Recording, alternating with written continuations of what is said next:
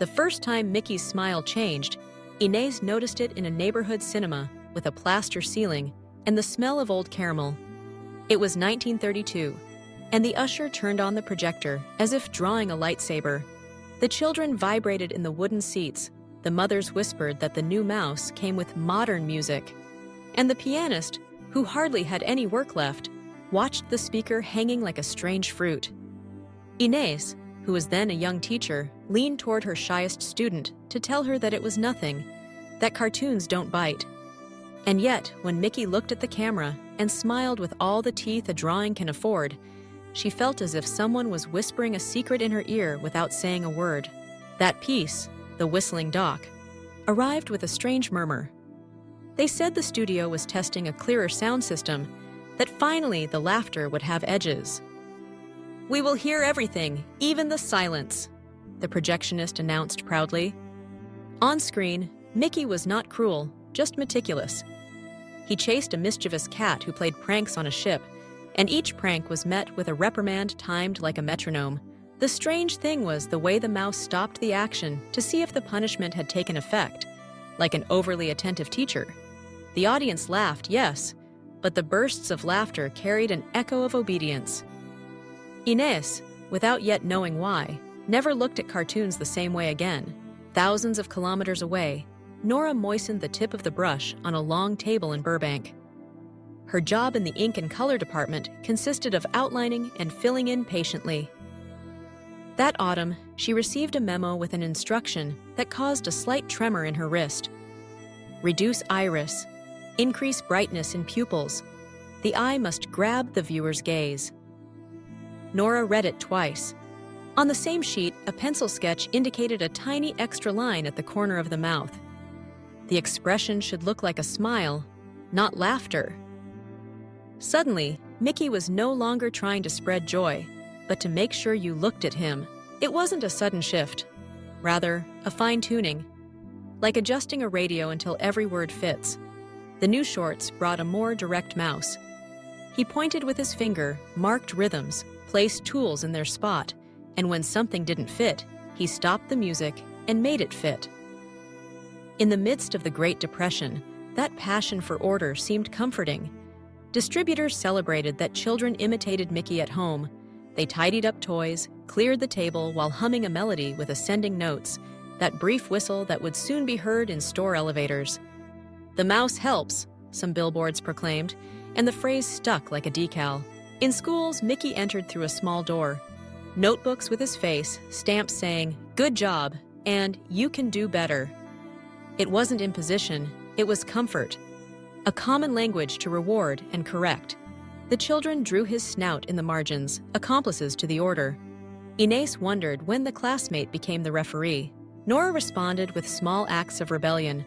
She added a point of light in the iris, a freckle that humanized the mouse. The color chief, if he noticed it, erased it without saying anything. "Let the mouse look like a lighthouse," he repeated.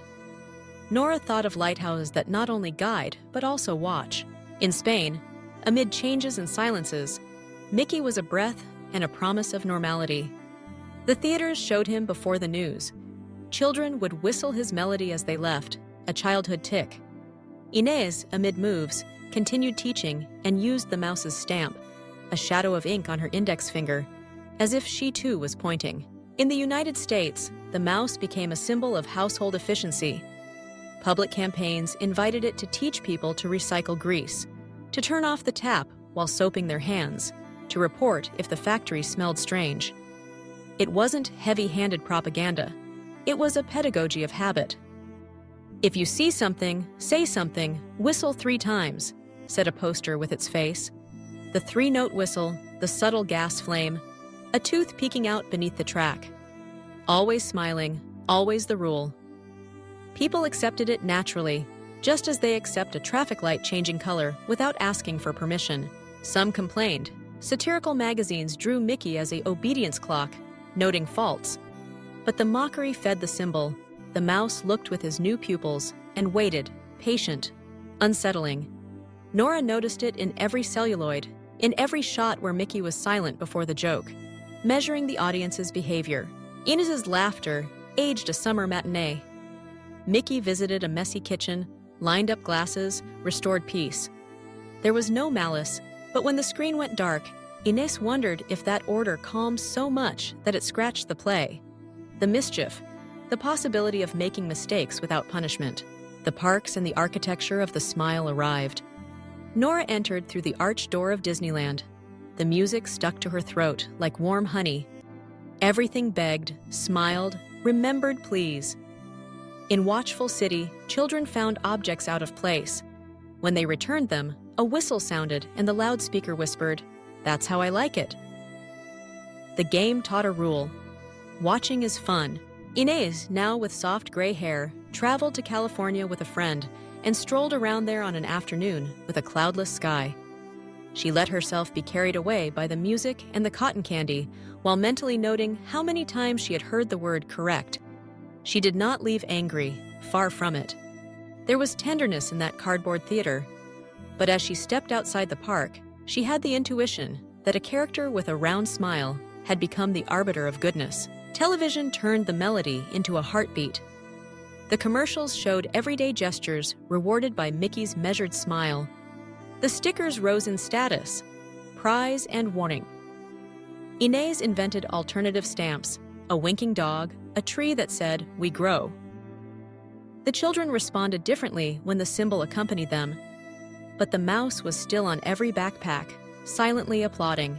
Nora stored a reel in a cookie tin with a blue ribbon, for when it's needed. A discarded short where Mickey hesitated before punishing a duck, a laugh escaped him and he lowered his hand. In the screening room, that hesitation was dismissed as noise. The reel never came out. Nora kept it, a broken compass that points to something. With the arrival of home video, rumors arose. The whistle caused headaches. Mickey's eyes followed the viewer at night. Surveillance became decoration. Mugs, magnets, perfect smiles. Inés's grandchildren's generation grew up with Mickey on the touchscreen. Valeria made lists with mouse symbols.